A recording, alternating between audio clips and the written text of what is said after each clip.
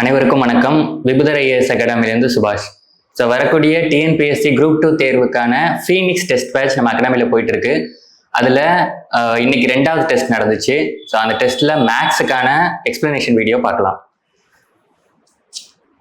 So இன்னைக்கு மேக்ஸில் இருந்ததுக்கான portion என்ன அப்படின்னு பார்த்தோம்னா கேலண்டர், அப்புறம் இன்செட்டிங் த மிஸ்ஸிங் கேரக்டர், அதுக்கப்புறம் ஹார்மோனிக் சீரீஸ் அண்ட் மேத்ஸில் இருக்க போர்ஷன்ங்கிறது எல்சிஎம் அண்ட் ஹெச்சிஎஃப் இருந்துச்சு. ஸோ முதல் கொஸ்டின், இன்று சனிக்கிழமை எனில் 79 நாட்கள் கழித்து எந்த நாளாக இருக்கும் சொல்லிட்டு கேலண்டர் சம். ஸோ பொதுவாக கேலண்டர் சம் பொறுத்த வரைக்கும் எப்படி சால்வ் பண்ணணும் அப்படின்னா, மிச்சம் வருத நாட்கள் அதுதான் என்னோட கண்டுபிடிக்கிறதா என்னுடைய எய்மா இருக்கும். சரிங்களா? ஸோ மிச்சம் வருத நாட்கள்னா என்ன? இப்போ ஃபார் எக்ஸாம்பிள் இன்னைக்கு சனிக்கிழமை அப்படின்னா அடுத்து ஒரு வாரம் கழிச்சு கரெக்டாக மறுபடியும் என்ன வரும்? சனிக்கிழமை வரும். ஸோ அப்போ ஒவ்வொரு வாரம் ஒவ்வொரு 7 நாட்களுக்கு பிறகும் அதே நாள் கண்டினியூ ஆகுமா? அப்போ கொடுத்திருக்கிற நாட்கள்ல மொத்தம் எத்தனை வாரங்கள் இருக்குது, எத்தனை மீதமுள்ள நாட்கள் இருக்கு அப்படிங்கிறத நான் கண்டுபிடிக்கணும். இப்போ என்ன கொடுத்துருக்காங்க? 79 நாட்கள் கொடுத்துருக்காங்களா? 79 நாட்கள்ல நான் வாரங்களா பிரிக்கிறேன். ஸோ ஒரு வாரத்திற்கு 7 நாட்கள். ஸோ வாரங்களா பிரிச்சா மொத்தம் எத்தனை வாரங்கள் இருக்குது? 11 7 77. மீதி எத்தனை இருக்குது? ரிமைண்டர் 2. அந்த 2 தான் மீதமுள்ள நாட்கள் அல்லது மிச்ச நாட்கள் அப்படிங்கிறது தான். ஸோ அந்த 2ங்கிறது எப்படி கவுண்ட் ஆகும்? வாரங்களா பிரிச்சது போக மீதி எத்தனை நாட்கள் இருக்குது? 2 நாட்கள் இருக்குது. அப்ப நான் என்ன செய்யலாம்? கொடுத்துருக்கிறது என்ன கிழமைன்னு கொடுத்துருக்காங்க? இன்று சனிக்கிழமைன்னு கொடுத்துருக்காங்களா? அந்த சனிக்கிழமையில இருந்து 2 நாள் ஆட் பண்ணா போதும். ஸோ அப்போ சனிக்கிழமை 2 நாள் நான் ஆட் பண்ணா, ஸோ மறுநாள் என்ன வரும்? ஞாயிறு. அதுக்கு அடுத்த நாள் திங்கள். ஸோ அப்போ ஆன்சர் என்ன? திங்கள் கிழமை. So answer C. ஸோ அடுத்த கேள்வி,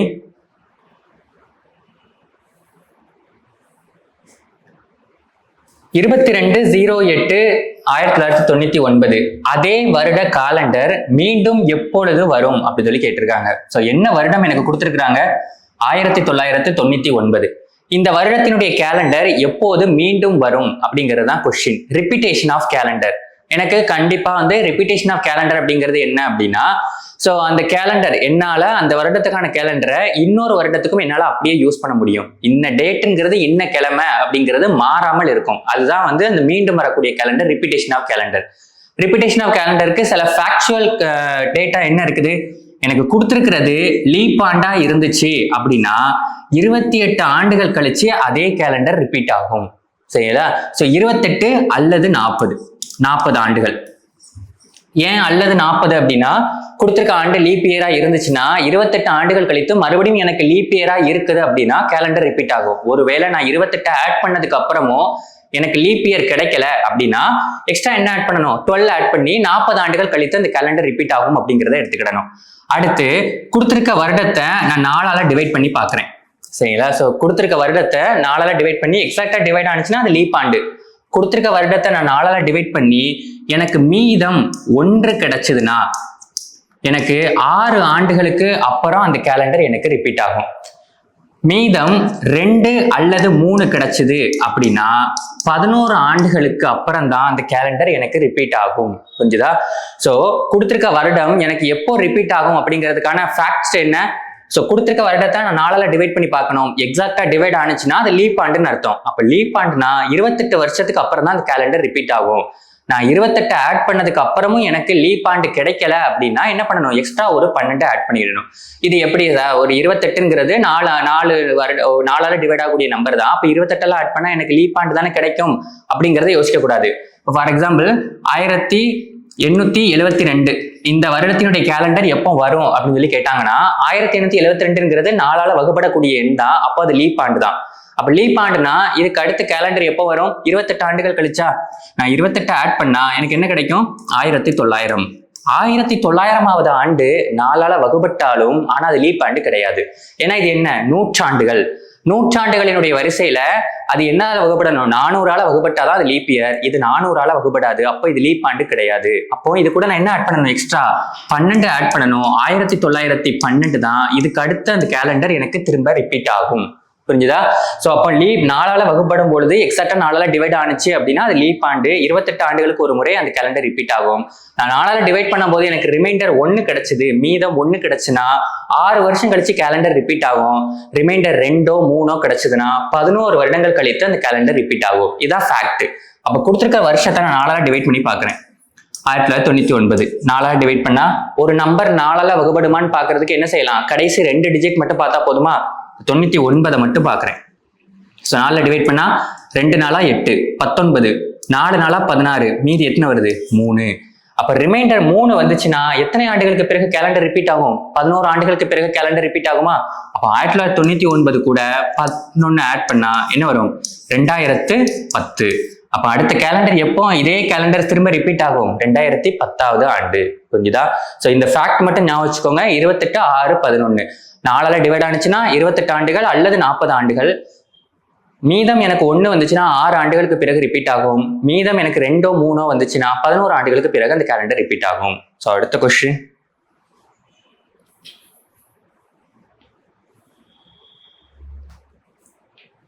10 ஏப்ரல் 1996 என்ன கிழமையாக இருக்கும்னு கேட்குறாங்க. எக்ஸாக்டா எனக்கு ஒரு டேட் கொடுத்து இது என்ன கிழமை அப்படின்னு சொல்லி கொஸ்டின் கேட்குறாங்க அப்படின்னா இதுல நான் என்னதான் கண்டுபிடிக்கணும், மீதமுள்ள நாட்கள் எவ்வளவு வருதுங்கிறத கண்டுபிடிக்கணும்.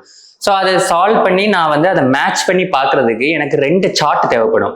ஒன்று நூற்றாண்டுகளுக்கான மீதமுள்ள நாட்கள், செஞ்சுரி இயர்ஸ், நூற்றாண்டுகளுக்கான மீதமுள்ள நாட்கள் ஆட் டேஸ்ன்னு சொல்லுவாங்க, செஞ்சுரி ஆட் டேஸ். 100 ஆண்டுகளுக்கு 5 ஆட் டேஸ், 200 ஆண்டுகளுக்கு 3 ஆட் டேஸ், 300 ஆண்டுகளுக்கு 1 ஆட் டே, 400 ஆண்டுகளுக்கு 0 ஆட் டே. அண்ட் நான் ஃபைனலா ஆட் டேஸ் கண்டுபிடிச்சதுக்கு அப்புறம் என்ன சார்ட் கூட நான் கம்பேர் பண்ணி அது என்ன கிழமைன்னு கண்டுபிடிக்கிறோம் அப்படின்னா 0 ஆட் டேஸ்னு வந்துச்சுன்னா ஞாயிறு, 1 வந்துச்சுன்னா திங்கள், 2னா செவ்வாய், 3 புதன், 4 வியாழன், 5 வெள்ளி, 6 சனி. ஸோ நான் மொத்தமா எத்தனை ஆட் டேஸ் இருக்கு அப்படிங்கிறதான் கண்டுபிடிக்கணும். 1996 ஏப்ரல் 10 வரைக்கும் மொத்தம் எத்தனை ஆட் டேஸ் இருக்குங்கிறத பாக்குறேன். 1996 எனக்கு கொடுத்துருக்காங்க அப்படின்னா எத்தனை வருஷம் கம்ப்ளீட் ஆயிடுச்சு, 1995 வருடங்கள் கம்ப்ளீட் ஆயிடுச்சு. அப்ப இந்த 1995ல மொத்தம் எத்தனை ஆட் டேஸ் இருக்குன்னு பாக்குறேன். அதை எப்படி பிரிச்சுக்கிடுறேன், 1600 பிளஸ் 300 பிளஸ் 95 பிரிச்சுக்கிடுறேன். கூட்டினா எத்தனை வருதா, 1995 வருதா. இப்ப 1600னா 400ஆல் வகுப்படக்கூடிய எண்கள் அண்ட் ஒரு நூற்றாண்டு. ஸோ 400 ஆண்டுகளுக்கு எத்தனை ஆட் டேஸ், 0 ஆட் டேஸ் தானே. இப்போ 1600க்கு 0 ஆட் டேஸ், மிச்சம் உள்ள நாட்கள் 0. 300க்கு எத்தனை, 300க்கு 1. அண்ட் 95க்கு எத்தனை ஆட் டேஸ்ன்னு பார்க்கணும். 95 ஆண்டுகள்னு எடுத்துக்கிட்டோம்னா அதுல லீப் ஆண்டும் இருக்கும், நார்மல் இயரும் இருக்கும். லீப் ஆண்டு எத்தனை இருக்குது, 95 4ஆல டிவைட் பண்ணா எத்தனை லீப் ஆண்டுகள்னு கிடைச்சிரும். ஸோ 2 நாளா 8, 3 நாளா 12, 23 லீப் ஆண்டுகள் இருக்குது. ஒரு லீப் ஆண்டுக்கு 2 ஆட் டேஸ், 23 லீப் ஆண்டுகளுக்கு 23 × 2 46 ஆட் டேஸ். அப்புறம் 23 போக மீதி எத்தனை நாட்கள் இருக்கு, 75 வருடங்கள் இருக்கா. அந்த சாதாரண வருடத்துக்கு 1 ஆட் டேஸ், அப்போ 72. இப்போ இதை மொத்தமா கூட்டினா 1995 வரைக்கும் மொத்தம் 1995 வருடங்களுக்கு மொத்தம் எத்தனை ஆட் டேஸ் வந்திருக்குது, 1 6 2 8 1 9 7 4 11 119 ஆட் டேஸ். இதையும் நான் வாரங்களா பிரிக்கிறேன். 119 வாரங்களா பிரிச்சா ஒரு 7 7 7 49 ஆட் டேஸ் வரல, 0. அப்போ 1995 வரைக்கும் எனக்கு ஆட் டேஸ் கிடையாது, 0. அப்ப நான் என்ன பார்க்கணும், 1996ல ஏப்ரல் 10 வரைக்கும் பார்க்கணும். ஸோ மாதங்களுக்கான ஆட் டேஸ் நமக்கு தெரியுமா. ஜனவரிக்கான ஆட் டேஸ் எத்தனை, ஜனவரியில மொத்தம் 31 நாட்கள், அதை வாரங்களா பிரிச்சது போக 3 ஆட் டேஸ் இருக்கும். பிப்ரவரி எனக்கு நார்மல் இயரா இருந்துச்சுன்னா எனக்கு 0 ஆட் டேஸ், லீப் இயரா இருந்துச்சுன்னா 1 ஆட் டே. இப்போ 1996ங்கிறது லீப் இயரா, எஸ் லீப் இயர் தான். இது 4ஆல வகுப்படக்கூடிய எண் தான், அப்ப லீப் இயர் தான். லீப் இயர்னா எத்தனை ஆட் டேஸ் இருக்கும், பிப்ரவரியில 1 ஆட் டேஸ் இருக்கும். ஏன்னா 29 நாட்கள் 4 வாரங்களா பிரிச்சது போக மீதி 1 நாள் வரும். மார்ச்ல எத்தனை நாட்கள் இருக்கு, 3 ஆட் டேஸ் இருக்குது. ஏப்ரல்ல எனக்கு எத்தனை நாட்கள் கொடுத்துருக்காங்க, 10 கொடுத்துருக்காங்க. அந்த 10 அப்படியே சேர்த்துக்கிடணும். அப்ப சேர்த்து என்ன வரும், 13 14 17 வருமா, 17 ஆட் டேஸ். மொத்தமா 1996 ஏப்ரல் 10 வரைக்கும் மொத்த ஆட் டேஸ் எவ்வளோ, 17.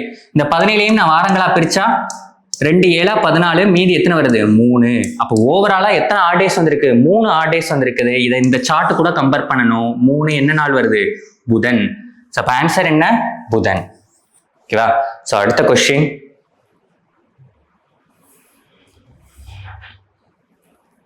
2020 ஜனவரி 1ஆம் தேதி வியாழக்கிழமை எனில் 2021 ஜனவரி 1 நாள் என்ன கிழமைன்னு கேட்கிறாங்க.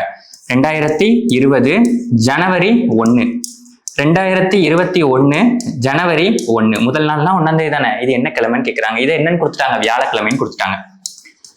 ஸோ எனக்கு இந்த இடத்துலயுமே 2 டேஸ் கொடுத்துட்டு இதுக்கு இடையில இருக்கக்கூடிய ஆட் டேஸ் கண்டுபிடிக்க சொல்றேன். இது என்ன கிழமை வரும் அப்படின்னு சொல்லி கேட்டாங்கன்னா நான் அதுக்கு இடையில இருக்கக்கூடிய ஆட் டேஸ் தான் கண்டுபிடிக்கணும். இங்க எக்ஸாக்டா எத்தனை வருஷம் இருக்குது? 1 இயர் இருக்குதா? அந்த ஒரு வருஷமும் எனக்கு ஒரு சாதாரண வருடத்துக்கு எத்தனை ஆட் டேஸ் இருக்கும்? ஒரு சாதாரண வருடத்திற்கு ஒற்றை நாட்கள் அல்லது ஆட் டேஸ் அல்லது மிச்ச நாட்கள், மீத நாட்கள் அப்படிங்கிறது எத்தனை இருக்கும்? 365 நாட்கள். அதை நான் 7 வாரங்களா பிரிச்சா 52 வாரங்களும் ஒரு ஆட் டேவும் கிடைக்கும். ஒரு லீப் ஆண்டா இருந்துச்சுன்னா எத்தனை ஆட் டேஸ் வரும்? 2 ஆட் டேஸ் வரும். 2 ஆட் டேஸ் வரும். இப்போ 2020 இருந்து 2021 கரெக்டா 1 இயர் தான். அப்போ ஒரு நாள் தான் தள்ளி போகும்னு நினைச்சிடக்கூடாது. அதுக்கு இடையில பிப்ரவரி 29 விழுதா அப்படிங்கிறத செக் பண்ணணும். 2 டைம் பீரியட் கொடுத்துருக்காங்க. அதுக்கு இடையில எக்ஸாக்டா டேட் எனக்கு மாறவே இல்லை, வருஷம் மட்டும் தான் மாறுது அப்படின்னா ஒவ்வொரு வருஷத்துக்கும் ஒரு நாள் தான் கூடுது அப்படிங்கறத எடுத்துவிடக்கூடாது. இடையில லீப் இயர் வரலாம். லீப் இயர்ல பிப்ரவரி 29 எக்ஸ்ட்ரா ஆட் ஆகலாம். அப்ப 2020 ஜனவரி 1ல இருந்து பாக்குறான்னா 2020 பிப்ரவரி 29 இதுக்கு இடையில தானே விழும். 2020 பிப்ரவரி 29. அப்போ எத்தனை ஆட் டேஸ் வரும்? 2 ஆட் டேஸ் வரும். அப்போ வியாழன் கூட 2 நாட்கள் ஆட் பண்ணணும். வெள்ளி, சனி. ஸோ ஆன்சர் என்ன? சனிக்கிழமை. Answer D. புரிஞ்சுதா? சாதாரண நாட்களா இருந்துச்சுன்னா ஒரு ஆட் டே தான். லீப் ஆண்டு இருந்துச்சுன்னா 2 ஆட் டேஸ். ஒரு வருடமும் அடுத்த வருடமும் கொடுத்துட்டு இதுல என்ன கிழமை வரும் அப்படின்னு சொல்லி கேட்டாங்கன்னா பிப்ரவரி 29 அந்த 2 டைம் கேப்புக்கு இடையில விழுதா அப்படிங்கிறத செக் பண்ணிக்கோங்க. விழுந்துச்சு அப்படின்னா ஒருவேளை எனக்கு 2020 மார்ச் 1ஆம் தேதியில இருந்து 2021 மார்ச் 1ஆம் தேதின்னு கொடுத்துட்டாங்கன்னா எனக்கு 2020 லீப் ஆண்டா இருந்தாலுமே ஒரு ஆண்டு தான் எனக்கு, ஒரு நாள் தான் எனக்கு தள்ளி போகும். ஏன்னா பிப்ரவரி 29ங்கிறது அந்த டைம் கேப்புக்குள்ள இல்லை, அந்த டைம் கேப்புக்கு வெளியில விழுந்துருச்சு. அப்ப அந்த பிப்ரவரி 29 அந்த கொடுத்துக்கக்கூடிய 2 டேட்டுக்குள்ள விழுதா அப்படிங்கிறத மட்டும் செக் பண்ணிக்கோங்க. அடுத்த கொஸ்டின், ஒரு லீப் வருடத்தில் எத்தனை ஒற்றை நாட்கள்? இப்பதான் பார்த்தோம். ஒரு சாதாரண வருடமா இருந்துச்சுன்னா சாதாரண வருடத்துல எத்தனை நாட்கள் இருக்கும்? 365 நாட்கள். அதை வாரங்களா பிரிச்சா 5 7 35, 2 7 14, ஒரு ஆட் டேஸ், ஒரு மீத நாட்கள் அப்படின்னு சொல்லக்கூடிய ஒற்றை நாட்கள். இதே லீப் ஆண்டா இருந்துச்சுன்னா 366 நாட்கள். இதை வாரங்களா பிரிச்சா 52 வாரம், 2 மீத நாட்கள் வரும், 2 ஆட் டேஸ். ஸோ அப்போ ஒரு லீப் வருடத்தில் கேட்டிருக்காங்க எத்தனை ஆட் டேஸ் இருக்கும்? 2 ஆட் டேஸ். ஆன்சர் 2. ஓகேவா? அடுத்த கொஸ்டின், அடுத்து எல்சிஎம் அண்ட் ஹெச்சிஎஃப். ஸோ என்ன கொடுத்துருக்காங்க? எனக்கு அல்ஜிப்ரிக் ஈக்குவேஷன்ஸ் கொடுத்துருக்காங்க. இருபடித்தான சமன்பாடு அல்லது இருபடித்தான கோவைகள் கொடுத்துட்டு எனக்கு என்ன கேட்டிருக்காங்க? மீப்போமா கேட்டிருக்காங்க. இதை எப்படி சால்வ் பண்றது? பொதுவாக இருபடித்தான சமன்பாடு கொடுத்துருக்காங்க அப்படின்னா அதை தீருங்க, சொல்யூஷன் கண்டுபிடிக்கணும். ஸோ எனக்கு என்ன கொடுத்துருக்காங்க? முதல்ல x² - 2x - 3. எப்படி நம்ம சால்வ் பண்ணுவோம்? இருபடித்தான சமன்பாடை பெருக்குனா எனக்கு -3 வரணும், கூட்டினாலோ கழிச்சாலோ என்ன வரணும்? -2 வரணும். அப்போ -3 1. பெருக்குனா -3, கூட்டினாலோ கழிச்சாலோ எனக்கு என்ன வருது? -2 வருதா? இது ரெண்டையும் கூட்டினா என்ன வரும்? பெரிய நம்பர்ல சின்ன நம்பர் கழிச்சு பெரிய நம்பர் அடையாளம். 3 - 1 2 -2 வந்துருச்சா? அப்ப இதனுடைய சொல்யூஷன் என்ன? x - 3 x + 1. அடுத்த கோவை என்ன? x² + 3x + 2. அப்ப பெருக்குனா எனக்கு 2, கூட்டினாலோ கழிச்சாலோ +3. அப்ப 2 1 3, 2 1 கூட்டினா 3, 2 1 பெருக்குனா 2. அப்ப சொல்யூஷன் என்ன? x + 2 x + 1. அடுத்து இதுல பாருங்க, x² - 1. இது என்ன ஃபார்மட்ல இருக்குது? a² - b² ஃபார்மட்ல இருக்குதா? இதை பிரிச்சு எழுதுனா எப்படி எழுதலாம்? a + b a - b பிரிச்சு எழுதலாமா? இதை பிரிச்சு எழுதுனா என்ன கிடைக்கும்? எனக்கு x + 1 x - 1. ஸோ எல்லாத்தையுமே எனக்கு என்ன எழுதியாச்சு? எக்ஸ்பேண்ட் பண்ணி எழுதியாச்சு. என்ன கேட்டிருக்காங்க? எனக்கு மீப்போம எல்சிஎம் கேட்டிருக்காங்க. எல்சிஎம் பொறுத்த வரைக்கும் எனக்கு இந்த மாதிரி கோவைகள் கொடுத்துருக்காங்க அப்படின்னா பொதுவா இருக்கணும்னு அவசியம் கிடையாது. இருக்கிற எல்லாத்தையுமே எடுக்கணும். ஒருவேளை சேமா இருந்துச்சு அப்படின்னா அதுல இருக்கலே உயர்ந்த அடுக்கு எடுக்கணும். புரிஞ்சுதா? இப்போ x - 3 இங்க இருக்குது, இங்க வேற எங்கேயும் இல்லை. So x - 3 எடுத்துக்கிடுறேன். அடுத்து x + 1 இங்க இருக்குது, இங்கேயும் x + 1 இருக்குது, இங்கேயும் x + 1 இருக்குது. உயர்ந்த அடுக்கா என்னதான் இருக்குது? பவர் 1 தான் இருக்குது. So x + 1 எடுத்துக்கிடுறேன். x - 3 x + 2 இருக்குது எடுத்துக்கிடுறேன். அடுத்து x - 1 இருக்குது எடுத்துக்கிடுறேன். அப்போ +1 +2 -1 -3. அப்போ +1 +2 -1 -3. Answer B. ஓகேவா? ஸோ இந்த மாதிரி கோவைகள் கொடுத்துட்டு எனக்கு எல்சிஎம் கேட்டிருக்காங்க அப்படின்னா பொதுவா இருக்கணும்னு அவசியம் கிடையாது. இருக்கிற எல்லாத்தையுமே எடுக்கணும்.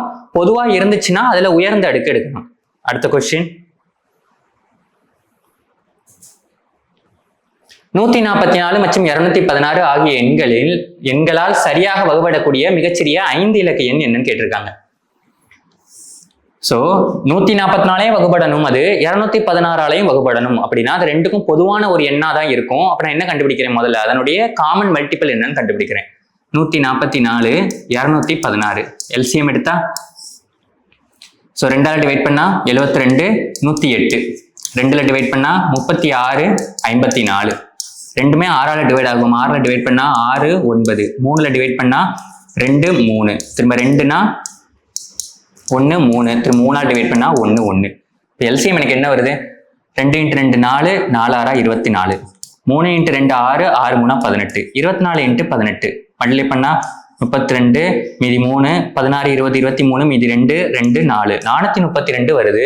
இப்போ 432 144 216 வகுபடும். 432 மடங்குகளும் 144 216 வகுபடும். அப்போ மிகச்சிறிய 5 இலக்க எண் என்ன கேட்டிருக்காங்க. அப்ப மிகச்சிறிய 5 இலக்க எண் நமக்கு தெரிஞ்ச மிகச்சிறிய 5 இலக்க எண் என்ன? 10000. இதான் மிகச்சிறிய 5 இலக்க எண். இது 432 மடங்கு எத்தனை மடங்கு இருக்குன்னு பாக்குறேன். 432ஆல டிவைட் பண்ணா 2 432 864. வித்தியாசம் எவ்வளோ? இதுல ஒரு 36, இதுல ஒரு 100, 136, ஒரு 0 சேர்த்துக்கிறேன். இப்போ 1360க்குள்ள எத்தனை 432 இருக்குது? 2 432 இருக்குது. 3 இருக்குது. 3ஆல நான் பெருக்குனா 3 நாளா 12 இருக்குது. ஸோ அப்போ 3ஆல நான் பெருக்குனா 3 நாளா 12, ஸோ 3 2 6, 3 3 9, 3 நாளா 12. இப்போ வித்தியாசம் எனக்கு என்ன வருது? 4, இங்க 5 6, இங்க 1 64 வருது. மீதம் 64 வருது. 434 டிவைட் பண்ணா 10000த்துல மீதி 64 வருது. அப்படின்னா என்ன அர்த்தம்? 10000த்துல 64 கழிச்சா ஒரு நம்பர் கிடைக்குமா? இந்த நம்பர் 432ஆல வகுப்படும்.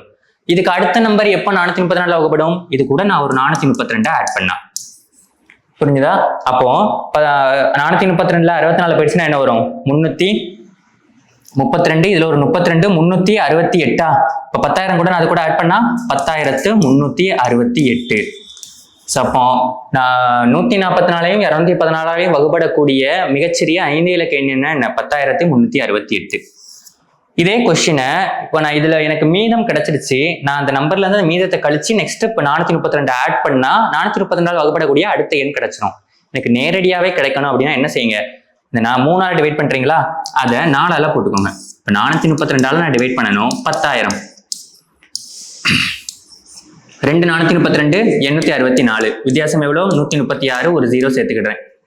இப்போ நான் 1360க்குள்ள எத்தனை 432 இருக்குது? 3 432 இருக்குது. ஸோ அதுக்கு அடுத்து நான் போடுறேன் 4ஆல் நான் டிவைட் பண்றேன். ஸோ 4ஆல மல்டிப்ளை பண்ணா என்ன கிடைக்கும்? 4 2 8, 4 3 12க்கு 2, மீதி 1, 4 16 1 17.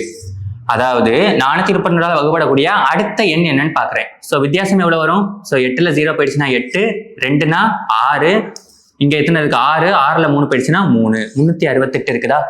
அப்போ 10000 கூட அதுக்கடுத்து 368 கூட்டினாதான் எனக்கு அது 432ஆல் வகுப்படும். அப்ப ஆன்சர் என்ன? 10368.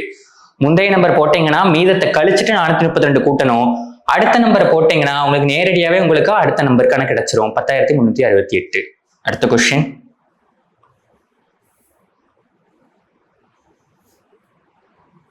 இரண்டு எண்களின் பெருக்கற் பலன் 3200 மற்றும் அதன் மீப்போம 40 எனில் மீப்போ வே 40 எனில் மீப்போம காண்கன்னு கேட்டிருக்காங்க. ஸோ இரண்டு எண்களினுடைய பெருக்கற் பலன் எதுக்கு ஈக்குவலா இருக்கும்? அதனுடைய எல்சிஎம் அண்ட் ஹெச்எஃப் பெருக்கிறதுக்கு ஈக்குவலா இருக்குமா? ரிலேஷன் நமக்கு தெரியும். ரெண்டு நம்பருடைய பெருக்கற் பலன் என்னன்னு கொடுத்துட்டாங்க? 3200. அதனுடைய ஹெச்எஃப் என்னன்னு கொடுத்துட்டாங்க? 40. அப்ப எல்சிஎம் என்னன்னு கேட்கிறாங்க. அப்ப எல்சிஎம் ஈக்குவல் டு 3200. இங்க பெருக்கல்ல இருக்கிற 40 இந்த பக்கம் வந்துருச்சுன்னா வகுத்தல் வந்துடும் 40. ஒரு 0க்கு ஒரு 0 கேன்சல், 4ல கேன்சல் பண்ணா எவ்வளோ? 80. ஆன்சர் என்ன? ஏ 80. ஸோ அடுத்த கொஸ்டின். ஹார்மோனிக் சீரிஸ் கொடுத்துருக்காங்க. ஸோ இதை எப்படி சால்வ் பண்றது? கொடுத்துருக்க ஆப்ஷன்ல இருக்கிற வேல்யூவை அந்த பிளாங்க் ஸ்பேசஸ்ல சப்ஸ்டிட்யூட் பண்ணுங்க. உங்களுக்கு ஒரு பேட்டர்ன் கிடைச்சிடுச்சு அப்படின்னா அதான் உங்களுக்கு ஆன்சர். ஸோ ஃபர்ஸ்ட் ஆப்ஷன் நான் இதில் சப்ஸ்டிட்யூட் பண்றேன். ஏ ஏ ஏ ஏ ஏ. ஸோ இதுவும் பேட்டர்ன் இருக்கான்னு பாருங்க. ABCD BCAD CABD, ABCD BCAD CABD pattern எனக்கு வந்துருச்சு. முதல்ல நான் சப்ஸ்டிட்யூட் பண்ணதுக்கு போதே எனக்கு பேட்டர்ன் கிடைச்சிருச்சு. இந்த ஹாஃப்ல இருக்கிறதா இந்த ஹாஃப்ல அப்படியே இருக்குது. ஸோ ஆன்சர் என்ன? ஏ. ஸோ அடுத்த கொஸ்டின்.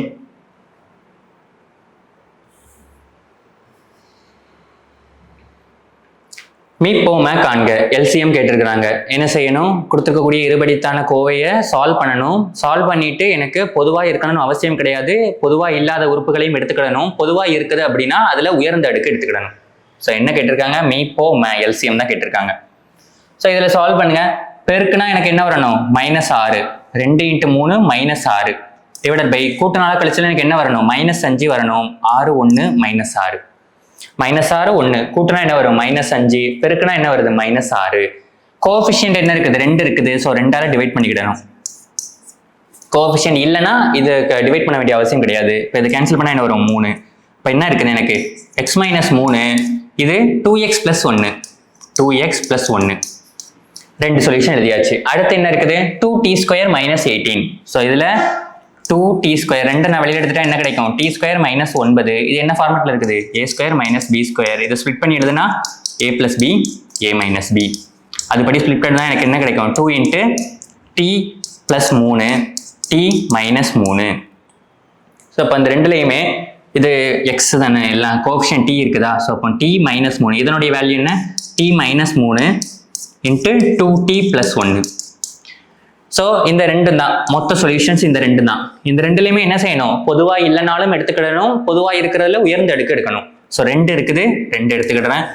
t + 3 இங்கே இருக்குது, இங்கே t + 3 இல்லை, இருந்தாலும் எடுத்துக்கிடணும். t - 3 இங்கேயும் இருக்குது, இங்கேயும் இருக்குது. உயர்ந்த அடுக்கு என்ன? பவர் 1 தான், t - 3. அது தாண்டி என்ன இருக்குது? 2t + 1 இருக்குது. ஸோ இப்போ 2t + 1 t + 3 t - 3 2. Answer C. So அடுத்த கேள்வி.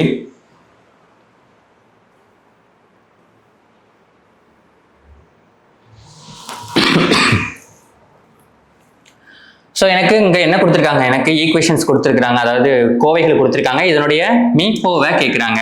ஸோ மீப்போவை இருக்குதுன்னா என்ன செய்யணும்? கொடுத்துருக்கிறதுல பொதுவாக இருக்கிறத மட்டும்தான் எடுக்கணும். இது வரைக்கும் நம்ம எல்சிஎம் பார்த்தோம், 2 சம்மு. பொதுவாக இல்லைனாலும் எடுத்துக்கிடணும், பொதுவாக இருந்துச்சுன்னா அதில் உயர்ந்த அடுக்கு எடுக்கணும். ஹெச்சிஎஃப் பொறுத்த வரைக்கும் பொதுவாக இருக்கிறத மட்டும்தான் எடுக்கணும்.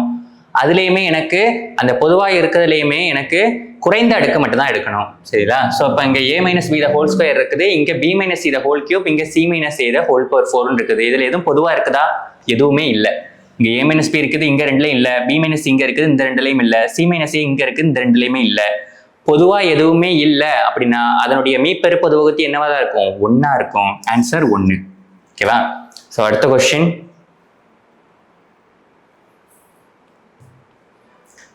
இரண்டு எண்களின் மீப்போவ HCF என்னன்னு கொடுத்துட்டாங்க? 11. HCF 11. அதனுடைய எல்சிஎம் என்ன? 7700. அவற்றுள் ஒரு எண், ஒரு நம்பர் 275, இன்னொரு நம்பர் என்னன்னு கேட்குறாங்க. ஸோ நமக்கு என்ன ரிலேஷன் தெரியும்? இரண்டு எண்களின் பெருக்கற்பலனானது அவற்றினுடைய மீச்சீம மற்றும் மீப்போவின் பெருக்கற்பலனுக்கு இணையாக இருக்கும். ஓகேவா? ஸோ அப்போ ஒரு நம்பர் என்ன? 275, இன்னொரு நம்பர் என்னன்னு கண்டுபிடிக்கணும். எல்சிஎம் என்ன? 7700, ஹெச்சிஎஃப் என்ன? 11. ஸோ அப்போ இன்னொரு நம்பர் தான் வேணும். 275 டிவைட் பண்ணிட்டா 7700 × 11 டிவைடட் பை 275. 11 கேன்சல் பண்ணா 2 11 22, 5 11 55, 25னா 77 100ன்னு பிரிச்சுக்கிடலாம். Divided by 25. 7700 77 × 100ன்னு பிரிச்சுக்கிடலாம். 1 25, 4 25 100, 77 × 4, 7 நாளா 28, 7 நாளா 28 கூட்டினா 308. ஸோ அப்போ ஆன்சர் என்ன? சி 308. அடுத்த கேள்வி.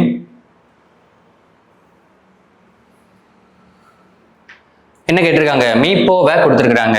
எனக்கு வேரியபிள்ஸ் வித் பவர், மாறிகள், அதுக்கு எனக்கு அடுக்குகள் கொடுத்துருக்காங்க அப்படின்னா ஹெச்சிஎஃப் கேட்குறாங்க. ஏற்கனவே சொன்னதுதான். நம்பர்ஸ் கொடுத்துருக்காங்க அப்படின்னா நம்பருக்கு தனியாக ஹெச்சிஎஃப் கண்டுபிடிக்கணும். எல்சிஎம் கேட்டிருந்தாலும் நம்பருக்கு தனியாக எல்சிஎம் கண்டுபிடிக்கணும். அண்ட் கொடுத்துருக்கிறது எனக்கு வேரியபிள்ஸ் வித் பவர் கொடுத்துருக்காங்க அப்படின்னா பொதுவாக இருக்கிறத மட்டும்தான் எடுக்கணும். ஹெச்சிஎஃப் பொறுத்த வரைக்கும் பொதுவாக இருக்கிறத மட்டும்தான் எடுக்கணும். அதுலேயுமே இருக்கிறதுலே குறைந்த அடுக்கு எடுக்கணும். ஸோ அப்போ ஹெச்சிஎஃப்னா குறைந்த அடுக்கு, லோவஸ்ட் பவர் எடுக்கணும். அதுவும் பொதுவா உள்ளது மட்டும், பொதுவானது மட்டும், பொதுவானது மட்டும்தான் எடுக்கணும். அதுலேயுமே குறைந்த அடுக்கு எடுக்கணும். ஸோ அப்போ 40 48 64 இருக்குது. இதுக்கு தனியாக ஹெச்சிஎஃப் கண்டுபிடிக்கிறேன். 40 48 64. ஸோ எல்லாமே 4ஆல் டிவைட் ஆகும். ஸோ 10 12 நாளா 48, 16 64, எல்லாமே 2ஆல் டிவைட் ஆகும். 5 6 8. ஸோ இப்போ 5 6 8க்கு பொதுவான காரணிகள் எதுவுமே இல்லை. ஸோ இதோட ஸ்டாப் பண்ணிடுறேன். ஹெச்சிஎஃப் என்ன வருது? 8. நம்பருக்கு ஹெச்சிஎஃப் கிடைச்சிருச்சு. அடுத்த பவர்ஸ் பார்க்குறேன். எக்ஸ் இங்கே இருக்குது, இங்கேயும் எக்ஸ் இருக்குது, இங்கேயும் எக்ஸ் இருக்குது. லோவஸ்ட் பவர் என்ன இருக்குது? 3 3 2. ஸோ அப்போ 8 எக்ஸ் ஸ்கொயர். ஒய்க்கு ஒய் இங்கேயும் இருக்குது, இங்கேயும் இருக்குது, இங்கேயும் இருக்குது. ஒய்க்கு லோவஸ்ட் பவர் என்ன இருக்குது? 4 4 3. இப்போ ஒய் பவர் 3. இசட் எல்லாத்துலேயுமே இசட் இருக்குது. லோவஸ்ட் பவர் என்ன? Z power 1. Z power 1. So இப்போ ஆன்சர் என்ன? 8 x square y cube z. 8 x square y cube z. Answer D. So அடுத்த கொஸ்டின். 3 எண்கள் 2:3:5 என்ற விகிதத்தில் அமைந்துள்ளது. அவற்றினுடைய மீப்போம 1200 எனில் மீப்போ வே காண்க. இதெல்லாம் ஹெச்சிஎஃப் கேட்டிருக்காங்க. எல்சிஎம் கொடுத்துருக்காங்க, ஹெச்சிஎஃப் கேட்குறாங்க.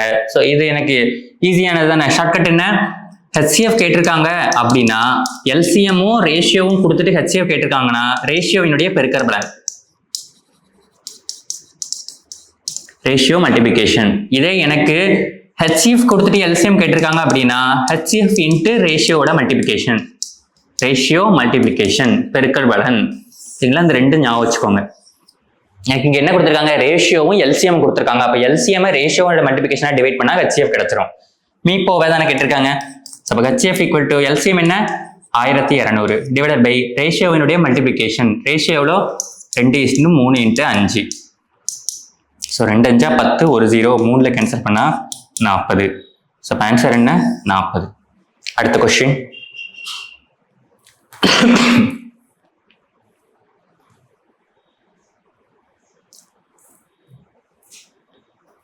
இரு எண்களின் மீப்போம எல்சிஎம் 24. அவ்விரு எண்கள் 2:3 என்ற விகிதத்தில் இருக்கும் எனில் அவ்விரு எண்களினுடைய கூடுதல் காண்க. ஸோ அந்த நம்பர் நான் என்னன்னு கண்டுபிடிக்கணும். ஸோ கன்வென்ஷனலாகவே நான் கொஸ்டினை சால்வ் பண்ணுறேன். 2 நம்பர் கொடுத்துருக்காங்க, 2:3. அதனுடைய மீப்போம எல்சிஎம் 24ன்னு கொடுத்துட்டாங்க. ஸோ 2:3 இருந்துச்சுன்னா பாருங்க, இதுல இருந்து நான் ரேஷியோல இருந்து வேல்யூ எடுக்கும்போது எப்படி எடுக்கணும்? 2x 3xன்னு எடுப்போமா? இப்போ இதனுடைய எல்சிஎம் என்னன்னு நான் கண்டுபிடிக்கிறேன். 2x 3x எல்சிஎம் ரெண்டுமே x ஆல டிவைட் ஆகும். x. ஸோ 2 3, 2ஆல் டிவைட் பண்ணா 1 3, 3ஆல் டிவைட் பண்ணா 1 1. அப்போ எல்சிஎம் எனக்கு என்ன வருது? 3 × 2 6, 6x. 6x தான் எனக்கு எல்சிஎம் வருது. எனக்கு கொஸ்டின் எனக்கு எல்சிஎம் என்னன்னு கொடுத்துட்டாங்க? 24. அப்போ அந்த 6x தான் 24. எக்ஸோட வேல்யூ என்ன? 24/6 4. எக்ஸோட வேல்யூ 4ன்னு தெரிஞ்சிருச்சுன்னா அந்த நம்பர்ஸை கண்டுபிடிச்சிடலாமா? 2x 3xனா இப்போ 2xனா 2 × 4 8 அந்த நம்பர், 3xனா 3 × 4 12 அந்த நம்பர். இப்போ அந்த 2 நம்பர் என்ன? 8, 12. கேள்வி எனக்கு என்ன? அந்த எண்களின் கூடுதல் கேட்டிருக்காங்க. 12 + 8 20. ஸோ அப்போ ஆன்சர் என்ன? 20. பட் இந்த கொஸ்டினை ரீட் பண்ண உடனே எப்படி அந்த கொஸ்டினை எப்படி சூஸ் பண்ணலாம் அப்படின்னா ரேஷியோவை மட்டும் இந்த ஷார்ட்கட் அதில் யூஸ் பண்ணிக்கிடலாம். எனக்கு 2 நம்பரினுடைய ரேஷியோ எனக்கு என்னன்னு கொடுத்துட்டாங்க? 2:3. அதாவது முதல் நம்பர் 2 பங்கு, 2வது நம்பர் 3 பங்கு. மொத்தம் அந்த நம்பர்ஸை சேர்த்தா எத்தனை பங்கு வரும்? 5 பங்கு வருமா? அதாவது அந்த 2 நம்பரையும் கூட்டினா என்னால அதை 5 பங்கா பிரிக்க முடியும். அதான் அதனுடைய மீனிங். அப்போ ஆப்ஷன்ல எந்த நம்பர் 5ஆல வகுப்படக்கூடிய நம்பரா இருக்குது? இது 1 மட்டும் தானே. அப்ப இந்த 2 நம்பரை கூட்டினா என்னால 5 பங்கா பிரிக்க முடியும் அப்படின்னா 5ஆல டிவைட் ஆகக்கூடிய நம்பர். அப்ப ஆப்ஷன் ஏ மட்டும் தான் இங்க 5ஆல டிவைட் ஆகக்கூடியது. அப்ப அதுதான் ஆன்சர்னு டிக் பண்ணிட்டு போயிடலாம். இதுதான் ரேஷியோ டாபிக்ஸ்ல மட்டும் இந்த ஷார்ட்கட்டை யூஸ் பண்ணிக்கிடலாம். அடுத்த கொஸ்டின். சோ என்ன கேட்டிருக்காங்க? மீப்போம எல்சிஎம் கேட்டிருக்காங்க.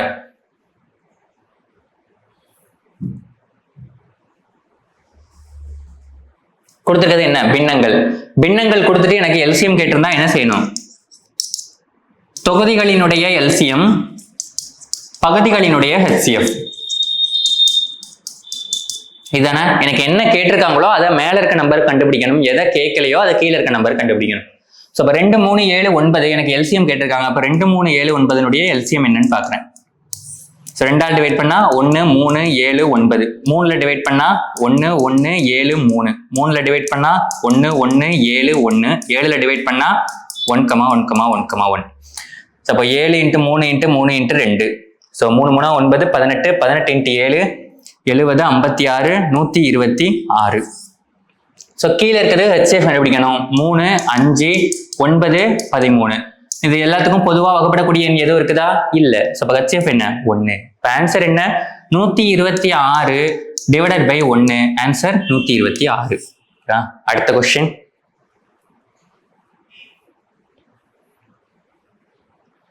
பல்லுறுப்புக்கோவை கொடுத்திருக்காங்க, அதனுடைய மீப்போம எல்சிஎம் கேட்டிருக்காங்க. அப்ப கொடுத்திருக்கிறது என்ன செய்யறேன்னா சால்வ் பண்ணி எழுதுறேன். பெருக்குனா எனக்கு என்ன வரணும் 4 வரணும், கூட்டினாலோ கழிச்சாலோ -4 வரணும்.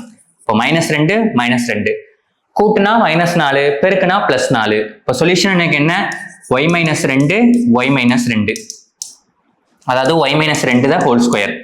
அடுத்து என்ன கொடுத்திருக்காங்க y² - 4. இது என்ன ஃபார்மட்ல இருக்குது a² - b² ஃபார்மட்ல இருக்குது. எப்படி ஸ்ப்ளிட் பண்ணலாம் a + b a - b ன்னு பிரிச்சு எழுதலாம். y + 2 y - 2ன்னு எழுதலாம். கேட்டிருக்கிறது எனக்கு என்ன எல்சிஎம் தான். எல்சிஎம் கேட்டிருக்காங்க அப்படின்னா பொதுவா இல்லாததையும் எடுத்துக்கிடணும், பொதுவா இருந்துச்சுன்னா அதுல உயர்ந்த அடுக்கு எடுக்கணும். y - 2 இங்கேயும் இருக்குது, இங்கேயும் y - 2 இருக்குது. உயர்ந்த அடுக்கு என்ன y - 2 தான் ஹோல் ஸ்கொயர். y + 2 இங்கே இருக்குது, இங்க இல்ல, ஆனாலும் எடுத்துக்கிடணும் y + 2. ஸோ ஆன்சர் என்ன y + 2 × y - 2 தான் ஹோல் ஸ்கொயர். Answer B. அடுத்த கொஸ்டின். இருபடி கோவைகளினுடைய மீப்போ வே கேட்டிருக்கிறாங்க. ஸோ ஹெச்சிஎஃப்னா பொதுவா இருக்கிறத மட்டும் தான் எடுக்கணும், அதுவும் பொதுவா இருக்கிறதுலயே குறைந்த அடுக்கு எடுக்கணும். ஸோ எனக்கு என்ன கொடுத்துருக்காங்க 3x². இது வந்து நான் 3 வெளியில எடுத்துட்டா என்ன கிடைக்கும் x² - 9. இது என்ன ஃபார்மட்ல இருக்குது a² - b². எப்படி பிரிச்சு எழுதலாம் 3 × x + 3 x - 3 பிரிச்சு எழுதலாம் a + b a - b.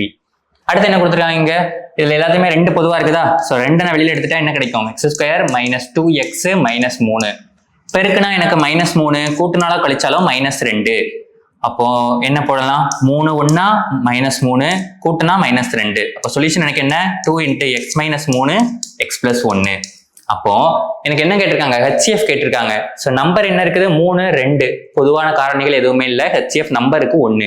அடுத்து இங்க x + 3 இருக்குது, இங்க இல்ல, அப்ப எடுக்கக்கூடாது. இங்க x - 3 இருக்குது, இங்கே x - 3 இருக்குது. அப்போ ஹெச்சிஎஃப் என்ன x - 3, பொதுவா இருக்கிறத மட்டும்தான் எடுக்கணும். ஸோ ஆன்சர் என்ன x - 3.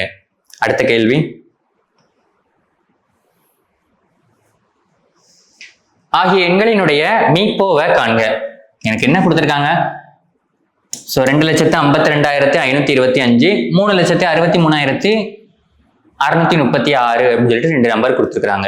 ஸோ 2 நம்பர்ஸ் எனக்கு பெருசா இருக்குது, எனக்கு ஹெச்சிஎஃப் கேட்டிருக்காங்க அப்படின்னா என்ன செய்யணும் முதல்ல வித்தியாசம் பாருங்க.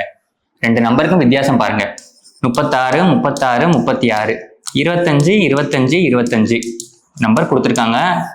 எல்லோ பெரிய, ஒருவேளை உங்களால டிவைட் பண்ணக்கூடிய முடியாம பெரிய நம்பரா இருக்குது அப்படின்னா வித்தியாசம் பாருங்க. உங்களுக்கு வித்தியாசம் நீங்க கண்டுபிடிச்சீங்க அப்படின்னா நேரடியாவே உங்களுக்கு ஹெச்சிஎஃப் கிடைச்சிரும், அல்லது அந்த வித்தியாசத்துக்குள்ளதான் ஹெச்சிஎஃப் ஒளிஞ்சிருக்கும். ஸோ வித்தியாசத்தை பாருங்க 1 3 1 6 1 1 1 1. இப்போ வித்தியாசம் எனக்கு என்ன கிடைக்குது 1,11,111. ஆப்ஷன்ல அந்த வேல்யூ இருக்குதா இல்ல. அப்போ இது ஹெச்சிஎஃப் இல்ல, ஹெச்சிஎஃப் இதுக்குள்ள இருக்குதுன்னு அர்த்தம். அப்ப நான் என்ன பண்றேன் கொடுத்துருக்க நம்பரை நான் பிரிச்சு பாக்குறேன் அதுக்குள்ள ஹெச்சிஎஃப் இருக்குதா அப்படின்னு சொல்லிட்டு. இந்த நம்பர் எதால டிவைட் ஆகும் பார்த்தாலே தெரியுது 11ஆல டிவைட் ஆகுமா.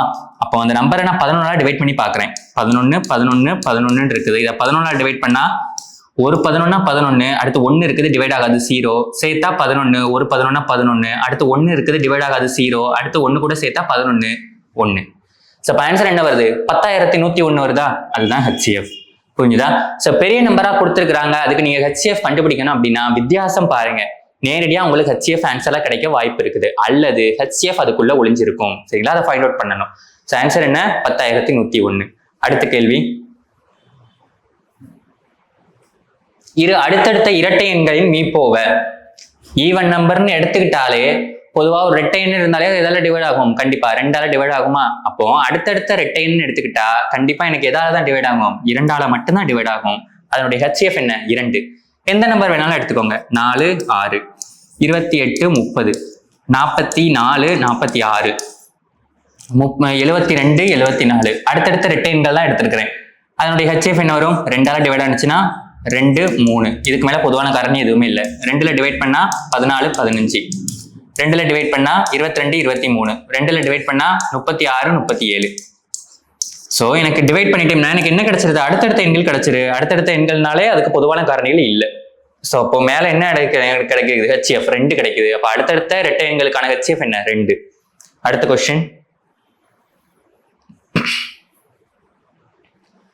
எனக்கு பல்லுறுப்புக்கோவைகள் கொடுத்துருக்காங்க, அதனுடைய மீப்போம எல்சிஎம் கேட்குறாங்க. அப்போ பொதுவா இல்லைனாலும் எடுத்துக்கிடணும், பொதுவா இருந்துச்சுன்னா உயர்ந்த அடுக்கு எடுக்கணும். ஸோ ஒய் கியூப் மைனஸ் 125 இது எப்படி எழுதலாம்? ஒய் கியூப் மைனஸ் 5 கியூப்னு எழுதலாமா? 5 கியூப் தான் 125. இப்போ இது என்ன ஃபார்மேட்ல இருக்குது? ஏ கியூப் மைனஸ் பி கியூப்ங்கிற ஃபார்மேட்ல இருக்குது. ஃபார்முலா என்ன? A minus B into A square plus AB plus B square. இந்த ஃபார்முலா படி இதை கொடுத்துருக்கதை எக்ஸ்பிளைன் பண்ணி எழுதுனா எனக்கு என்ன கிடைக்கும்? Y minus 5 A square Y square plus AB 5 into Y 5y plus B square 5 square 25. So கொடுத்துக்கதை இப்போ விரிச்சு எழுதியாச்சு. அடுத்து Y minus 5 the whole square, Y minus 5 the whole square இருக்குது, அதை அப்படியே வச்சுக்கோங்க.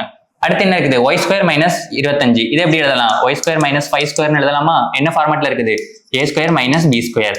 இதை பிரிச்சு எழுதுனா a plus b a minus b. அப்போ இது படி ஸ்பிளிட் பண்ணி அதை எழுதுனா எப்படி எழுதலாம்? Y plus 5 y minus 5.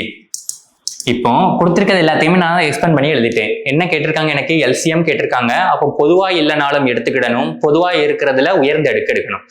எதெல்லாம் பொதுவா இருக்குது? ஒய் மைனஸ் 5 பொதுவா இருக்குதா? அதுல இருக்கலே உயர்ந்த அடுக்கு என்ன? Y minus 5 the whole square. அடுத்து எதெல்லாம் பொதுவா இல்லை? ஒய் பிளஸ் 5 இல்லை, ஒய் பிளஸ் 5 எடுத்துக்கிட்டேன், இந்த டேர்ம் இல்லை. அப்போ Y minus 5 the whole square Y plus 5 into Y square plus 5y plus 25 தான் ஆன்சர். ஓகேவா? அடுத்த question. So inserting the missing character ரீசனிங்ல இருக்கக்கூடிய டாபிக் விடுபட்ட எண்ணை காண்க அப்படிங்கிறது தான். பிக்சரல் ஃபார்மேட்டா கொடுத்துருப்பாங்க, அதுல என்ன ரிலேஷன் இருக்குங்கிறத நம்ம ஃபைண்ட் அவுட் பண்ணிட்டோம்னா அந்த நம்பரை கண்டுபிடிச்சிடலாம். இப்போ இதுல பாருங்க, எனக்கு ஒரு சர்க்குலர் சார்ட் கொடுத்துருக்காங்க. நம்பரை பார்த்தாலே தெரியுது எல்லாமே இருமடியா இருக்குது. ஸோ 9 9 × 2 18, 8 × 2 16. இப்போ இங்க என்ன வரும்? 6 × 2 12 வரலாம். அல்லது ஸோ இங்க கொடுத்துருக்கத 2ஆல டிவைட் பண்ற நம்பரா யோசித்து பாருங்க. 16/2 8, 18/2 9, ஒருவேளை 6/2 இங்க 3ம் இருக்கலாம். அப்ப ஆன்சர்ல 2ல என்ன இருக்குது? ஆப்ஷன்ல 12 தான் இருக்குது. அப்ப ஆன்சர் என்ன? 12. நீங்களா வைஸ் வர்ஸா யோசிக்கணும், எப்படி வேணாலும் இருக்கலாம். 2ஆல தான் மல்டிப்ளை ஆகணும் கிடையாது, 2ஆல டிவைட் பண்ணி கூட ஆப்போசிட்ல போட்டிருக்கலாம். இப்போ ஆன்சர் 12 அல்லது 3. எனக்கு ஆப்ஷன்ல இருக்கிறது 12 தான். ஸோ அதான். அடுத்த கொஸ்டின்.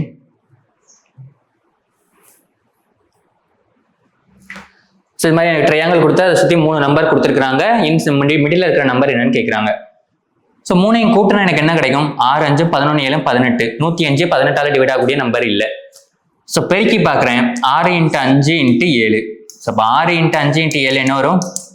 6 5 30 7 210. ஆனால் இதில் பாதி தானே இங்கே இருக்குது, டிவைட் பை 2 போட்டால் தான் என்ன வருது? 105. அப்போ சுற்றி இருக்க நம்பர் எல்லாத்தையும் பெருக்கிட்டு அதை 2ஆல டிவைட் பண்ணியிருக்காங்க. இதை பெருக்குனா எனக்கு என்ன கிடைக்கும்? 5 × 4 × 7 பெருக்குனா 5 4 20 7 140. 2ஆல டிவைட் பண்ணா என்ன? 70. ஸோ அப்போ அந்த கொஸ்டின் மார்க் வர இடத்துல என்ன நம்பர் வரும்? 70 வரும். Answer C. ஸோ அடுத்த கொஸ்டின். சர்க்கிள் கொடுத்துட்டு சுத்தி 4 நம்பர் கொடுத்துருக்காங்க. உள்ள இருக்கிற நம்பர் தான் என்னன்னு சொல்லி ஃபைனலா கேட்டிருக்காங்க. உள்ள இருக்கிற நம்பரை பாருங்க. 225 196. 225ங்கிறது வர்க்க எண், 196ங்கிறது வர்க்க எண். இது என்ன? 15 ஸ்கொயர். இது என்ன? 14 ஸ்கொயர். இந்த 15 14 எப்படி வந்திருக்கும்? சுத்தி இருக்க நம்பரை கூட்டி பாருங்க. 5 3 8 3 11 4 15, 2 6 11 3 14. ஸோ இப்போ சுத்தி இருக்க நம்பர் எல்லாத்தையும் கூட்டி வர்க்கப்படுத்தி இருக்கிறாங்க. ஸோ இப்போ 6 4 10 4 14 3 17. இப்போ இங்க என்ன வரும்? 17 ஸ்கொயர் வரும். ஆன்சர் என்ன? 289 17 ஸ்கொயர். இப்போ ஆன்சர் பி. அடுத்த question.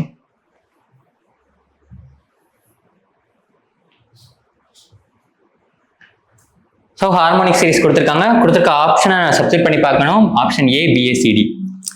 So option first option ஏவை நான் சப்ஸ்டிட் பண்ணி பார்க்குறேன். B A C D. So இதில் பேட்டர்ன் பாருங்க. AB BB CA, AA BC CC AD BB CC. எந்த பேட்டர்னும் ஃப்ளோ ஆகுற மாதிரி எனக்கு தெரியல. ஸோ ஆப்ஷன் பி நான் சப்ஸ்டிட் பண்ணி பார்க்குறேன். பி என்ன இருக்குது? AC BA, A C B A. So இதில் பாருங்க AA BB CC, AA BB CC, AA BB CC. So இப்போ என்ன இருக்குது? ஸோ எனக்கு ஒரு ஹார்மோனிக் பேட்டர்ன் ஃப்ளோ ஆகுது. ஸோ இப்போ ஆன்சர் என்ன? Answer B. ஓகேவா? ஸோ 25 கொஸ்டின்கான எக்ஸ்பிளனேஷன் பார்த்துருக்குறோம். ஸோ இதில் இருக்கக்கூடிய கொஸ்டின்ஸ் எல்லாருமே திரும்ப சால்வ் பண்ணுங்க. அண்ட் இந்த ஃபீனிஷ் லெசனுடைய ஸ்பெஷல் ஃபீச்சர்னு பார்த்தீங்கன்னா ஃபுல் டெஸ்ட், வாரம் நடக்கிற ஒரு டெஸ்ட் தான். ஆனால் ஃபுல் டெஸ்ட் 200 கேள்விகள் இருக்கும். ஸோ அதுலேயுமே வந்து தமிழ் கான்சென்ட்ரேட் பண்ணி அண்ட் ஜிஎஸ் பொறுத்த வரைக்கும் ஒவ்வொரு டாப்பிக்காக கான்சென்ட்ரேட் பண்ணுற மாதிரி தான் கொஸ்டின்ஸ் இருக்குது. மேக்ஸில் ஒவ்வொரு டாபிக்ஸுமே நீங்கள் ஷெடியூல் பார்த்தாலே உங்களுக்கு தெரியும், மேக்ஸ் அண்ட் ரீசனிங் கம்பைன் பண்ணி தான் கொஸ்டின்ஸ் இருக்கும். அண்ட் ரீசன் ட்ரெண்டுக்கு ஏற்ற மாதிரி கொஞ்சம் கொஸ்டின்ஸ் எல்லாம் டைனமிக்காக தான் செட் பண்ணியிருக்கிறோம். ஃபினிஷ் டெஸ்ட் எல்லாருமே ஃபாலோ பண்ணுங்க. குரூப் 2 தேர்வு நல்லா பண்றதுக்கு விபுதர் ஐஏஎஸ் அகாடமி சார்பாக வாழ்த்துக்கள். நன்றி, வணக்கம்.